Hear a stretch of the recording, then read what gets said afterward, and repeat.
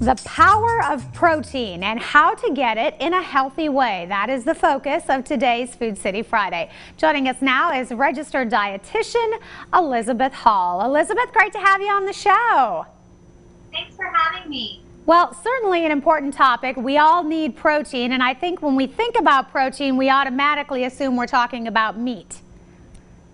Yes, definitely. And protein is really important for us. It's the building block for our muscles, our bones, our skin, our blood. So really important that we get enough of that protein. And, animal proteins have lots of great nutrients, but a lot of us are kind of shifting to more plant-based proteins for lots of different reasons. And a lot of times those reasons include health. A lot of times plant-based proteins are going to be lower in saturated fat. So saturated fat is that solid type of fat that's more likely to clog your arteries and cause issues with heart health. So a lot of us are kind of shifting and maybe having a meatless meal every now and then.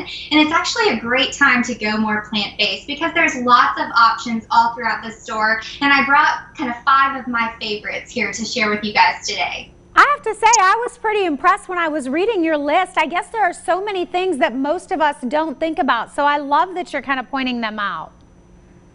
There are, definitely. And even if you're not wanting to get into too much preparation, there's lots of convenient options as well, which I'll go over in a sec. But starting off over here, we're going to start with soy products. So when you're thinking about plant-based proteins, you a lot of times want to pair proteins together, or complementary proteins is what we call it a lot of times, to make sure you're getting all of the amino acids in. So when you're pairing these different foods together, you're making sure to cover all those amino acids that your body needs. For instance, beans and rice, for instance, is going to give you those complementary proteins. So as I go through those, think about pairing them together as well. So I'm going to start with soy over here. A lot of us are kind of familiar with maybe soybeans or tofu. There's lots of different places you can find soy throughout the store, soy milk, things like that. So you're getting a good amount of protein in your soy products. So tofu, for instance, it's a versatile ingredient. So it a lot of times takes the flavor of whatever dish you're preparing. So that can be great if you're kind of a novice to tofu, including that in a lot of your different recipes. And then tempeh is a little bit meatier, a firmer texture. So that's great for stir fries and things like that. And one of my new favorite things are these soybeans, the edamame, that are actually dried. They're great to add on top of salads or on top of soups and things like that for a little bit of a crunch. So lots of different ways to find soy. And typically these soy-based products are going to be in the produce department at our Food City stores. There's usually a little section where you'll find a lot of like the vegan and vegetarian options. So look there if you're looking for some tofu and some tempeh and things like that. And then moving on into quinoa. So quinoa is a whole grain, but it's also a complete protein. So this is a great option for individuals who are vegan and don't eat any animal products at all. You can get a good amount of protein in that quinoa. I like to throw it into stir fries or soups. I made it into a Mexican style stir fry up here. So delicious, kind of like rice. You can add it to lots of different recipes. And then we have our beans and lentils here in the middle. Again, beans and lentils are great in soups, especially as we get some cooler weather into fall. A lot of us think about eating more beans in chilies and soups and stews and things like that. These are also great to add as a paste to different recipes. So like a white bean paste can be added to kind of amp up the texture in a lot of different dips and sauces and things like that. So you can think about them that way as well. And then we have nuts and seeds. So this is great not only for protein, but for healthy fats as well. So you're getting that unsaturated fat that's actually anti-inflammatory in our nuts and seeds. I love to add them to my different baked goods or just eat them as a snack. A small handful is usually about a snack, so having them that way is great as well.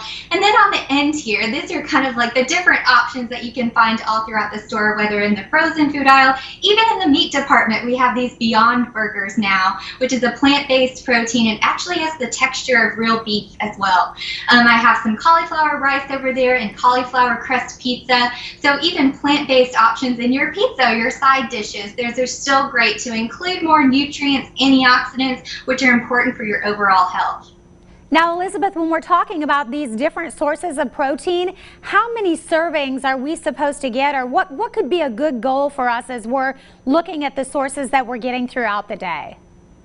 It's going to be different for each person. So depending on your age, your activity level, if you're sick, you need a little bit more protein. But typically 10 to 12 ounces for adults is what's considered sufficient throughout the day. And again, that's very versatile depending on you and your current health, but that's pretty easy to get. A lot of times when we talk about animal-based proteins, 3 to 4 ounces is a serving. So when you think about it that way, that's about 2 to 3 servings throughout the day. But it really is best to kind of space it out all throughout the day as well. You know, not just eating a big amount of protein at night at your dinner meal, but having it with all meals and snacks as well. That can help your body kind of absorb that, keep you energized and full throughout the day. Yeah, and you've definitely been expanding our horizons today. It's nice to see that there's lots of different ways that I think most of us don't really think about. So, although I did see the peanut butter, that is my go-to. Yes. Me too. Great for snacks. They're really just a spoonful every now and then. It's delicious. All right. Well, I'm going to venture out a little bit and try some of these other options as well. Elizabeth, great to have you on the show. Thank you. Thank you. All right, for more information, you can always check out their website. She's got a great Food City wellness column as well, foodcity.com for more on that.